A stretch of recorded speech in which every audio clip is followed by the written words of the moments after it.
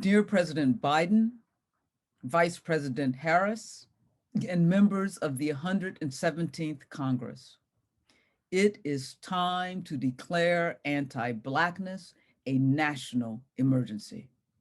The interminable, lethal police attacks on Black bodies manifestly reveal the state of the emergency. What we are witnessing across the United States on a seemingly daily basis is about more than white privilege. It is about more than whether or not certain persons or police are racist or anti-racist for that matter.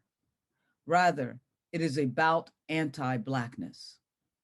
It is past time that the United States confronts the truth that American exceptionalism, the deeply rooted social construct to protect whiteness at all costs, depends on a fundamental narrative of anti-Blackness. This narrative projects the Black body as inherently threatening and violent, practically more beastly than human. This anti-Black narrative has penetrated our collective psyche. It explains the almost instinctive tendency of some individuals, even those who otherwise consider themselves non-racist, to call police on Black people engaging in ordinary human activities. And research shows how anti-Blackness insinuates itself into the police community.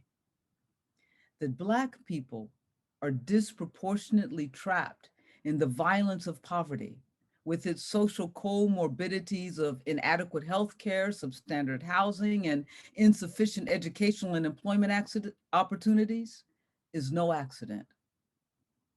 What then are we to do? Especially at a time when we are politically divided and race-related anger and frustration stoke the cycle of anti-Black violence. Presidents since the early 19th century have declared national emergencies as imperatives to critical threats to America's security and well-being. Taking this step now could actuate, one, a national platform for historians, educators, political scientists, and thought and faith leaders to lead a reckoning with anti-Blackness and its consequence. Two, an urgent plan to address and help eliminate U.S. poverty and its social comorbidities. Three, a shifting of funding priorities from community police to community responders in recognition that not every emergency call requires law enforcement. We must confront this deadly national crisis immediately, committedly, and meaningfully. A national emergency is a minimal step needed to address the scourge of anti-Blackness. Our very lives and the well-being of our communities and this nation depend upon it.